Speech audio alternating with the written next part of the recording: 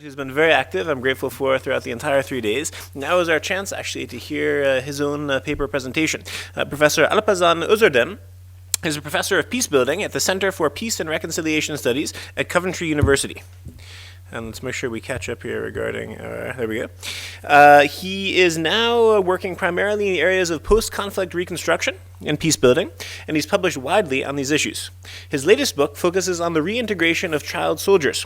The topic of his paper today is post-conflict reconstruction as a tool for peacebuilding, challenges and opportunities. Please join me in a very, very warm welcome for Professor Alpaslan Ozerdem. Thank you. Lovely. Ladies and gentlemen, whether I should say good afternoon or good evening, I don't know. It is after 6:30. And, well, I'll say good evening. I think it's more appropriate. First of all, I'd like to thank for your determination, to stay until the end of the conference. I think probably you are the group of conference attendants, the most determined ones I have ever met. We had a very long, but at the same time, rich conference program. We've been here 9:30, 7:30 over the last 2 days. And here we are on the last day of the conference. And it's my great pleasure, in a way, to be the last speaker of this very rich conference. And in fact, that sort of brings an extra challenge on me, how to conclude, how to sort of put things together. And but to start with, I have a good news. I'll make this short and sweet, right? I'm not going to keep you long. So I'll try to identify some of the key issues, right? So that, then I will give you the role of asking questions to me, which I did quite diligently over the last 2 days. Right. As Mark said, my topic is post-conflict reconstruction as a tool for peacebuilding. Now, I'll be looking at the concepts of post-conflict reconstruction and peacebuilding a little bit more later on. But overall framework, the theoretical framework I'm using is liberal peace agenda. Very short, what we are talking about is very much what the international community has been doing since the end of the Cold War in a number of different countries in the name of post-conflict reconstruction and peacebuilding. Right? Whether this is West Africa or Central America or Afghanistan, Iraq, etc. We tend to go and use this same blueprint, same framework, same ideology. That is liberal peace. And I often describe liberal peace to my students as if you believe in that, you can put democracy on a plane and send it to Afghanistan and unload it, and you believe that democracy will shape up, then you are a supporter of liberal peace agenda. Well, I don't. And I don't think anybody here would do. So in that way, I think there's a very strong point for the critique of peacebuilding, or what we call peacebuilding in those countries. So, with the example of Afghanistan, if you remember, in 2002, with the Bonn Agreement, we promised Afghans that we would provide two major things for them. One is security, the other one is development. So the idea was that the international community has finally gone to Afghanistan, and with the so-called defeat of Taliban, there was a prospect of rebuilding Afghanistan, state-building exercise of Afghanistan. Well, let's start with the development issue, and let's see what we have achieved in Afghanistan as far as human development is concerned. Now, when you look at that table, you are not going to see much change in terms of human development in Afghanistan over the last 10 years. So you have the figures from 1990 to 2009 there. And mind you, when you are talking about war-affected countries, one thing about information, you need to just take it with a pinch of salt. In other words, they are all guesstimates in a way, right? So in a way, just in terms of comparing, what was happening year by year, from the life expectancy, access to water, etc., probably there hasn't been much positive change. In fact, with the life expectancy, it is worse in 2009 than what it was in 1995, right? Probably the only positive change that you would notice there is the attendance of girls to school. There is a substantial change. So in a way, the argument of last 10 years of reconstruction in Afghanistan seems to be that in terms of human development has failed really badly. Now, let's look at the second promise, which was security. When we intervened in Afghanistan in 2002 and the Bonn Agreement, the top map is for 2003. So Afghanistan is a country like that, right? And what you see there is the ring road. On the top map, you see sort of pockets of areas which are identified as high volatile areas. Some conflict taking place, right? But overall, the country seems fairly stable, okay? In 2007, you see more reds than pinks, almost half of the country, right? Obviously, the security situation has worsened, right? So you think that that's bad. Now, are you prepared for this? This is December 2010, right? What you see in that map is all the black areas are almost no-go areas now. Yeah, in other words, they are extremely insecure.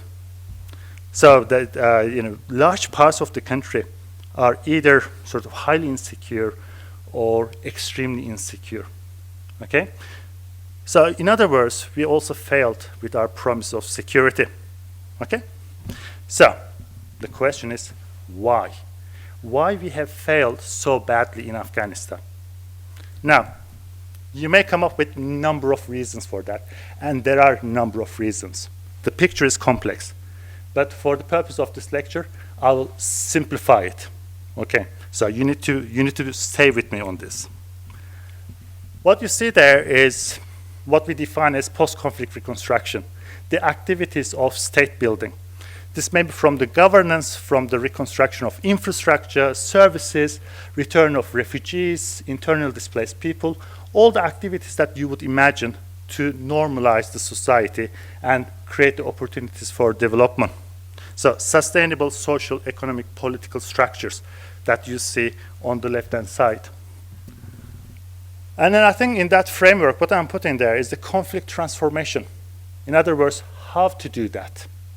How to move from negative peace to positive peace. We heard about that over the last 2 days quite a bit.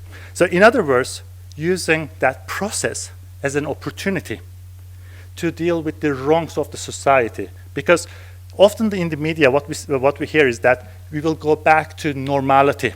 Well, normality is the conditions that created the conflict. You don't want to go back to normality.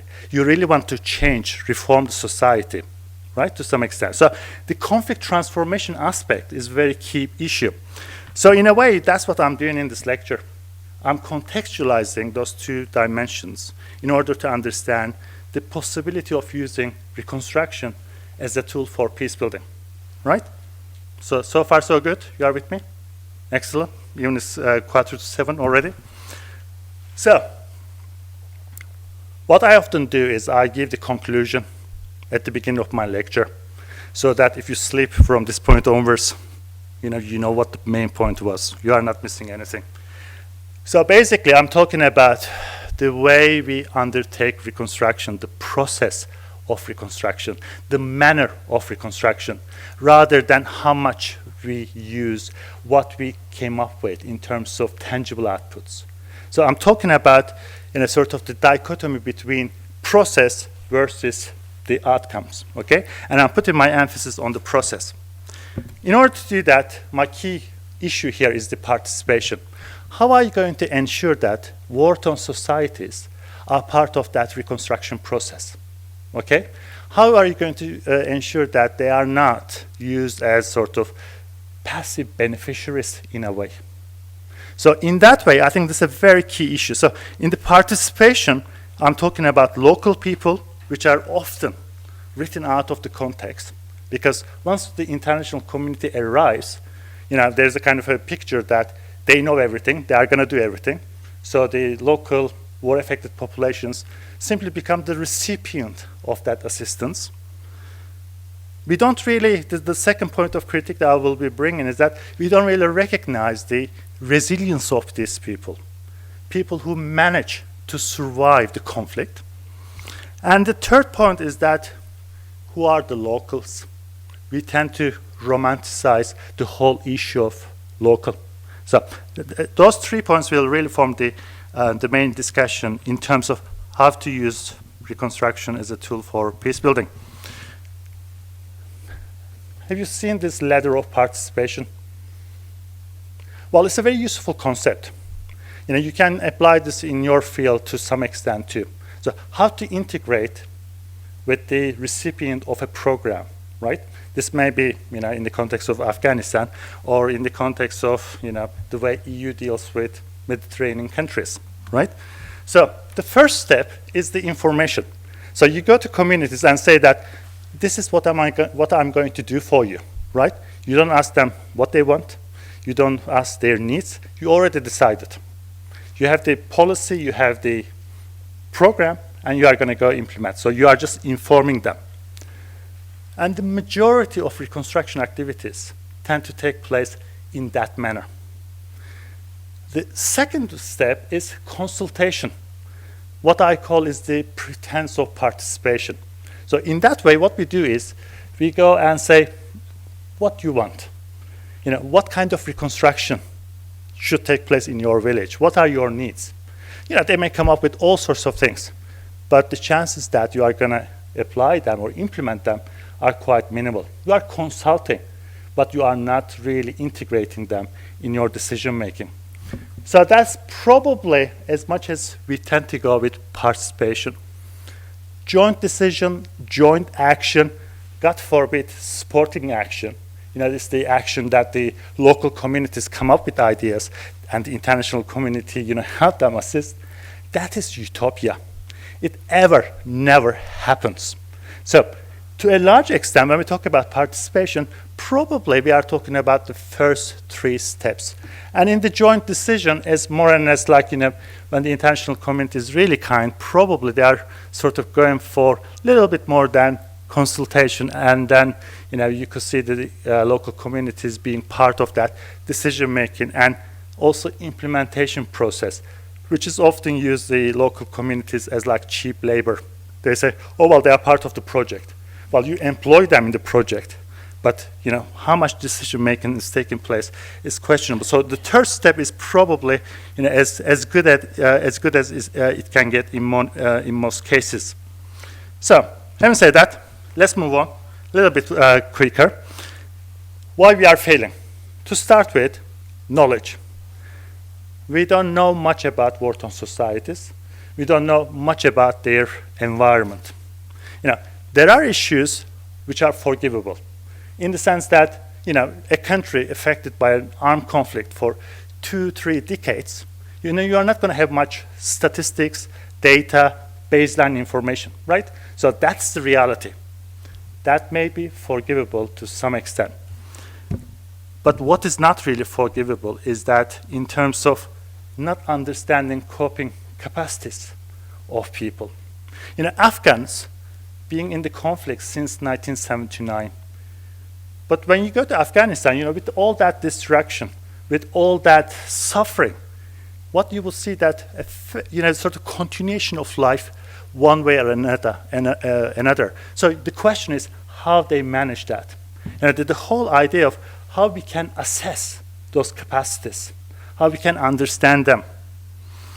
And also I think that there's an issue that lack of knowledge about the roles played by religion and culture in these countries. We tend to go there with a kind of a positivist perspective, a certain understanding of religion. In Africa, religion and religious institutions play a very significant role the way the society is structured. So take that away and put out of the context of reconstruction, there is not much left for communities to act, right? So that kind of imposition of external values about what culture is, what religion is, for a society tends to be really the starting point where we lose the community, the war-affected countries. So the issue of knowledge, we don't know much about it, and when we try to know about it, we go wrong way around, really, and we sort of try to bring our own values and principles. The second issue that I would like to bring here to your attention is the attitude that we have towards war-torn societies. We often sort of go to those places saying that you need to reform yourself. You know, in Afghanistan, in Iraq, in many places, that's often the question. You need to reform, you need to reform. And we want those communities to reform themselves in a period of 3 or 5 years, to change very quickly, because we need to send good news back home, the constituencies, right? There's always an election back in the US or back in Turkey. You need to say, we've been to Afghanistan, we sorted it. You know, now we can, so we can give you that good news. So that kind of urgency is not really helping. We really need to understand that it's a kind of a long-term process. The second point, I think, this is to do with funding, reluctance of sharing or giving up some of the power of decision making, sharing that with the local communities. It is often very top-down and external. Most reconstruction planning is done in Washington, in London, in Paris, but not in Kigali, not in Kabul, not in Beirut, right? So that is the problem with those countries. And when we go to those countries, we import our values and standards. We are trying to create societies which are very similar to ours, but ignoring the fact that our societies had to go through a very long process to get that point, right? Historical development, historicity of that experience. So in that way, in a sort of, when you go and try to create a sort of Western model of governance in Afghanistan, you are facing huge problems. I mean, one of the sort of most controversial issues is women's rights. Okay, in Afghanistan, when the parliament was, the whole structure was formed, one of the the decision was that 24% of the parliament would be formed by women. Now you will say that that's a fantastic decision, and I would agree with you. But how many of you live in a country where women form 24% of the parliament? Right? So sometimes we are setting the values and standards much higher for those countries than our own countries. So let alone replicating, we are really sort of asking far too much from those countries that they can achieve. That's completely unrealistic. Okay? So that's the issue of attitude and the issue of competence, why we fail. And I think I'm about to see the sign. Okay. The issue of competence. I think here one of the sort of areas that the international community tends to fail, when it comes to humanitarian aid, when it comes to relief aid, it seems to me that we know the job better than reconstruction and development. Because I think the international community has had a much longer experience with relief assistance around the world. So it seems that there are better mechanisms, response structures, organizations. But when it comes to reconstruction, it's a very much an ad hoc trial and error basis. We decided the reconstruction of Iraq after the invasion of Iraq.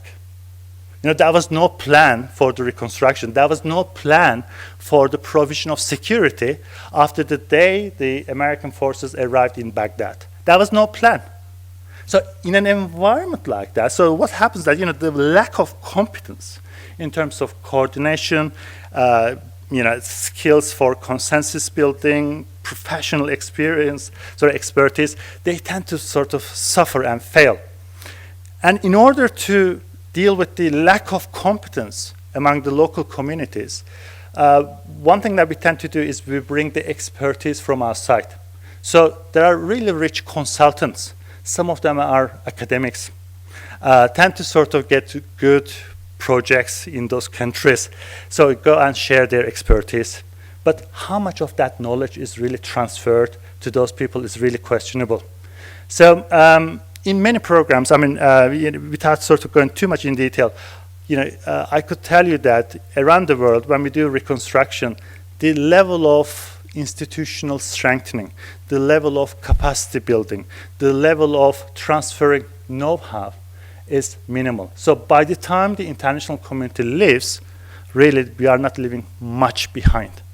Okay, and that's a huge missing point. Now, just conclude to come towards the end. We start the conference with this particular issue, whether or not we have political will, right? We have the level of support. Obviously, we were talking about the sort of the more sort of cultural diplomacy, but I'm going to bring that sort of political will issue in the context of peace building. And there, I think one of the key issues that we really don't have in many countries a long-term strategy. In the context of Afghanistan, we went there to reconstruct the country, and Afghanistan would have been probably the Switzerland of the Central Asia. And now we are about to escape from Afghanistan. Afghanistan has become the new Vietnam. We set the date for exit for 2014. Now everybody's thinking, can we leave the country in 2013? Perhaps some of them would be leaving at the end of this year. The situation is so bad. So in the sense that you don't really have that kind of commitment. Comparing to other countries, in fact, Afghanistan commitment has been much longer. It's usually much less than 5 years. So it's really worrying. And in a sort of the short-termism comes with that, and there is sort of the lack of legitimacy and so on and so forth. And perhaps this may be quite helpful to see what happens in those countries. So in terms of level of support those countries get in relation to time, so when you sort of look at say that was a conflict, okay, and probably, the highest point of that curve is the point where the peace agreement is signed. That's the time the war-torn societies get the most attention. So in other words, we would have a donor conference. And donor conferences take place in a Western capital or in Tokyo, where the money is. And the donors are very generous because they are only pledging money. So they say, well, we are going to give so much money and for this and that. And then, but in time, in 3, 5, 10 years, that disappears, right? So there's a kind of like a problem with that when you think about need for support. Because in time, probably at the time we have lots of money to spend, the needs are much more limited. Probably refugees haven't returned yet. Probably real reconstruction programs haven't started. So there's a kind of like the opposite sort of level of support in terms of need for support. And the third issue that we need to sort of consider, and that's really my last point, is the capacity for rebuilding, right? In the local level, when the money is a lot, probably we don't have many people to do the job. The issue is that probably they are displaced, they are killed, they are in exile, right? But in time, they would go up with training, with other activities, but unfortunately, we don't have much money to spend, right? So that is the difference. And unless you deal with that problem, unless you deal with the whole issue of capacity, and you are not going to go that far with your peace building. So it's not surprising what we are facing in Afghanistan today. It's not surprising that Afghanistan is a failed reconstruction program. Thank you very much.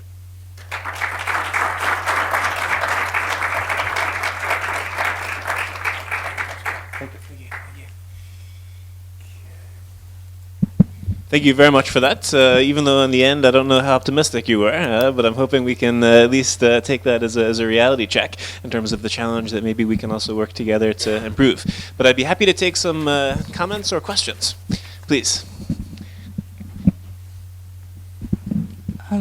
Professor, My name is Michelle Casdano. I'm from Lebanon. I've already introduced myself. Thank you so much for this presentation. I know I have called you cynical the first day. I think what I meant was the critical part of it, the critical thinking part of being cynical.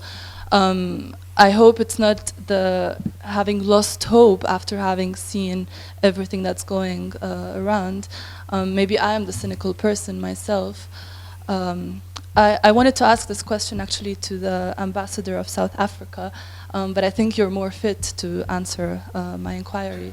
So I come from Lebanon, and Lebanon has been a country that has been ravaged by a 15, 16-year-old civil war. We are still impregnated with this hatred. We still feel it within us, in our society. But the problem in Lebanon is that every person who comes to Lebanon thinks that, yeah, this is completely different than what I've seen in the media. You have, it's such a peaceful society. Why is that so? There is no fighting going on right now. Why do you still see it as a country that is moving on from civil war? For me, it's still there. It's a bit more than negative peace. It's this kind of it's a state-sanctioned collective amnesia. Let's call it. The state really doesn't want people to reconcile, and the reason why I wanted to ask the ambassador was because I think their truth and reconciliation commissions in South Africa have been very prominent, and I think a model for the international relations. I don't know to what extent it's still working right now, but at least that's what we've heard. Would you like me to give my view on TRCs? Excuse me? Truth and Reconciliation Commissions. What I would like to know is how this can work in Lebanon, because it's not working from the state and it's not working from international community, because people, as you have said, they come in with this attitude that we want to help you, we want to give you a hand, we want to include you, but then we also feel like the recipients, as you have said. So how can civil society do it? And when I say civil society, I'm talking about NGOs, but then again, NGOs, we all know that they have to register with the state. So the state has a huge say with that and with their funding as well, receiving their funding. So how can this work? How do you get people to start this? How do you get truth and reconciliation to begin as a process in our country, in my country, and in any other country that has the same situation, that is going through the same situation? Okay. Thank you. Very briefly, in terms of truth and reconciliation, now there are two ways of doing that. One way is that what the international community does in a programmatic way. So they form truth and reconciliation commissions. So not only South Africa, but in a number of other African countries, this is what we experience. But I don't believe in them. Why? Because when you start to talk about that, you are going to establish the truth, and then on top of that, you are reconciling the society in a period of 2 to 3 years, you are kidding yourself. I mean, that's a completely misunderstanding of what reconciliation is about, okay? And in South Africa, for example, the issue is that, so you bring people and they, tell the truth. They say, I killed this man, that man, right? Probably, as part of that TRC process, the rule is that they are not going to get punishment as long as that they tell the truth, right? So there's a huge issue with justice. And you really need to think about reconciliation in terms of truth and mercy and forgiveness and justice. So unless you bring those 4 elements, it's not going to be achieved. So if you want to just sort of pretend that you've done something about truth and reconciliation, then you form a commission. It acts to some extent, but in reality, at the end of the commission, once the report is published, not much really happens. So what we need to do is we need to understand what the local structures and mechanisms for such a challenge. Societies haven't just happened yesterday, right?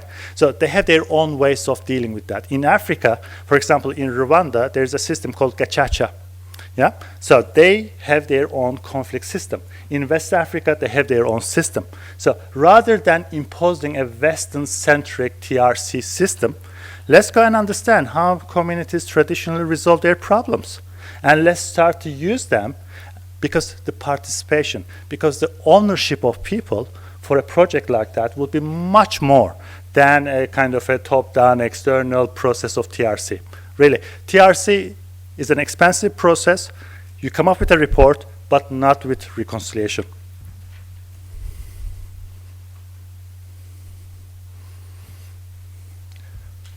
I think you need a microphone.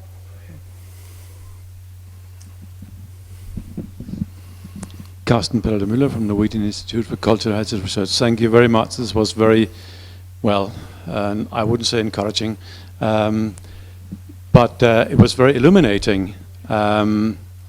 So, since you have been labeled a cynicist, I would like to challenge you to sort of share with us, what do you expect to happen now? Is the international community so fed up that when we reach the time within 1-2 years when the door is slamming behind us, will we then try to forget and leave them to sort their problems out with themselves in whatever way they are able or unable to do it? Or will there, do you think there would be a likelihood of some sort of effort to help them do this on their own terms? I mean, the horror scenario is that the only engagement we'll see in the future is targeted bombing from time to time when something seems to constitute a threat to the outside world. And in the context of Afghanistan? In the context of Afghanistan, sorry, okay. Yeah. Okay, right.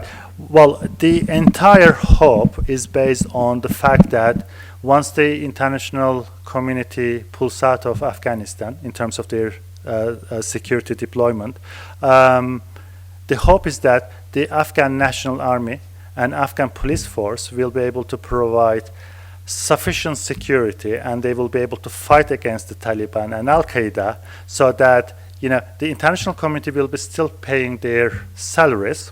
Probably they will be still supplying with arms and weapons, because we are talking about an army of 100,000 people.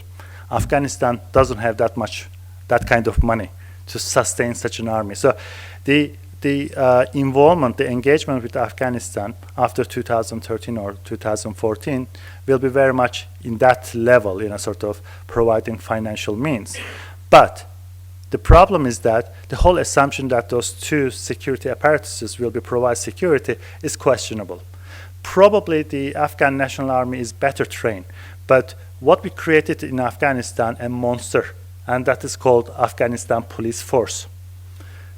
Now, Afghanistan Police Force has become a security risk for people, more than the Taliban, because they are really, giving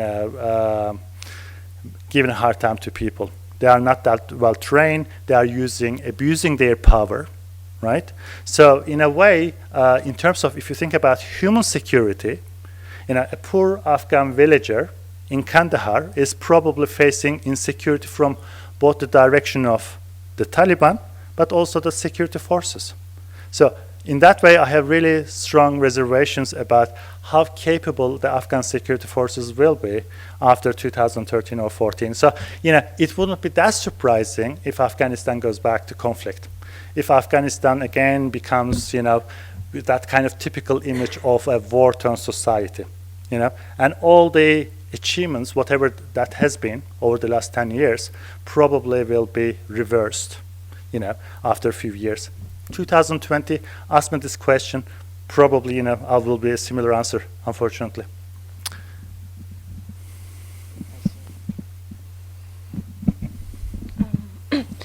Veronica, University of Exeter.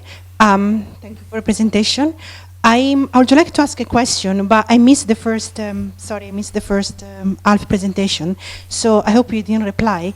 But when there was the issue of attitude, and about to set a value for other country, I believe that it's not fair to set value for other countries when there is a kind of reconstruction, because value for me is custom and tradition, in a certain way also material culture, and not just this, but also to make the people feel or wishing to absorb other culture, as we had before the example of McDonald's of the Balkans, Bosnia. maybe it was Bosnia, yes. So this is what's scaring me the most when you think to set a value for other countries. And I would like to know your personal opinion on this issue. No, well, my personal opinion is that I'm as scared as you are. I think it's a huge mistake we make. And over the last 2 days, a number of speakers talk about lessons learned. We don't learn lessons. We identify lessons, but we make same mistakes again and again and again. We make the same mistakes in different countries, and we make the same mistakes in the same country. So the experience of relief and reconstruction in Afghanistan, I mean, since 1979, we made similar mistakes. Let me just share this anecdote with you. I come across this report prepared by a US department in the 1950s. They identified problems of development in Afghanistan, right? Well, in that report, take all the dates out, replace them with present date, and the names, they are exactly the same problems. They are exactly the same challenges, right? So the experience of reconstruction, development, whatever that is, hasn't changed much. Why? We tend to import our values. We tend to impose our way of life. We tend to impose our way of, future. So that doesn't work. That's why we fail. That's why Afghanistan, to a large extent, there are a number of other reasons, but to a large extent, this is why Afghanistan is in the state that it is today. Thank you very much. There are still more questions, but it's actually now around 7:10, and I know some of the participants do need to leave also to travel.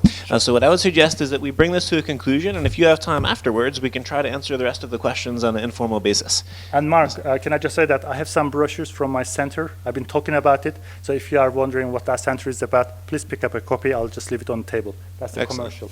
Excellent. No problem. No problem. Thank you very, very much. And if we could please express our gratitude to Professor Alpaslan Ozerdem. Thank you.